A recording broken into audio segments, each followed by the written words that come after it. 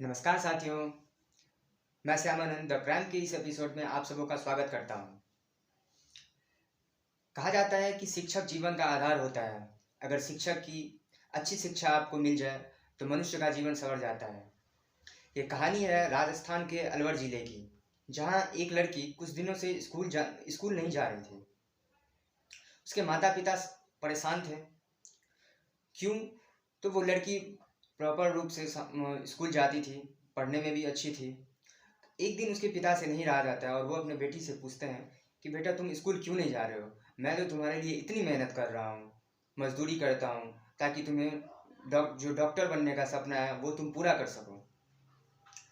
उस लड़की से नहीं रहा जाता और वो फूट फूट के रोने लगती है। तो कहती है कि पापा, जब मैं स्कूल जाती थी तो एक दिन 3 शिक्षकों ने मिलकर मुझे कुछ पिलाया और एक कमरे में ले जाकर मेरे साथ रेप किया। जब मैं होश में आई तो उनसे कह रही थी कि उन्होंने मेरे साथ ऐसा क्यों किया।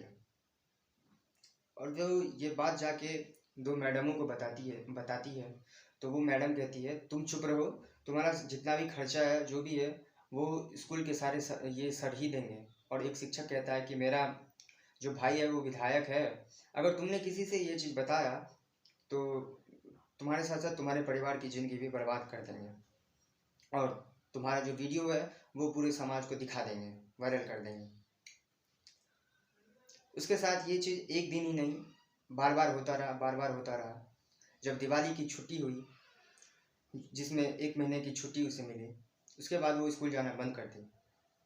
जब ये बात उसके परिवार वाले सुनते हैं तो स्तब्ध रह जाते हैं और वो सोचते हैं कि अगर किसी बच्चे के लिए अगर एक स्कूल और शिक्षक सुरक्षित नहीं है तो दुनिया में कौन सा ऐसा जगह हो सकता है कि जहाँ बच्चे सुरक्षित रहें और सुरक्षित तरीके से अपना जीवन यापन कर सकें। वो जाते हैं पुलिस स्टेशन और उन शिक्षकों के खिलाफ FIR दर्ज करवाते हैं। इस घटना को सुनकर पूरा राजस्थान के लोग, जनता, प्रशासन सब स्तब्ध रह जाते हैं। उन शिक्षकों के बारे में तरह तरह की बातें करने लग जाते हैं कि बोला गया है कि नासे काल विनाशे बुद्धि, अर्थात इस घटना की पड़ताल स्वयं वहाँ की SSP जो थी, महिला SSP थी, वो कर रही थी और ट्रायल चला गया। पूरा राजस्थान का जो राजनीति, प्रशासनिक और लोगों में इतना आक्रोश आ गया कि पूछिए मत। उसके बाद इन सभी आरोपितों को गिरफ्तार किया गया, इन पर ट्रायल चलाया गया और वो सभी अभी जेल के अंदर बंद हैं, जिसमें 2 महिला मैडम भी थी, वो भी जेल के अंदर बंद है।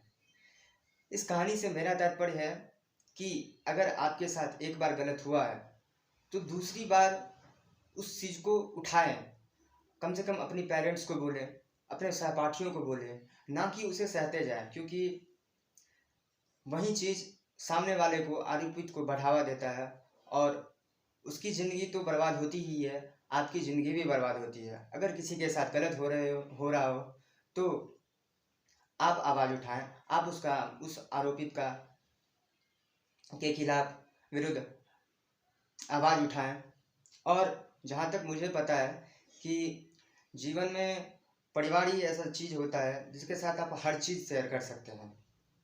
इसीलिए स्वयं सुरक्षित रहें तथा दूसरों को भी सुरक्षित रखने का प्रयास करें।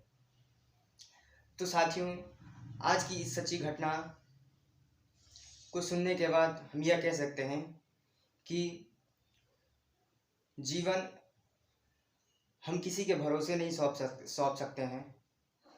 और चाहे बच्चे हो या बच्चियां हो, आपके सामने कोई भी लड़की हो, कोई भी शिक्षक हो, फैमिली हो, रिलेटिव्स हो, अगर आपको लग रहा है कि मैं यहाँ अनकम्फर्टेबल हूँ और मेरे साथ कुछ गलत हो रहा है तो उसके खिलाफ तुरंत आवाज़ उठाएं। इसी के साथ साथ नमस्कार साथियों, मैं मिलता हूँ द क्राइम के अगले एपिसोड सच्ची घटना पर आधारित स्टोरी को लेके। तब तक के लिए धन्यवाद। जय हिंद, जय भारत।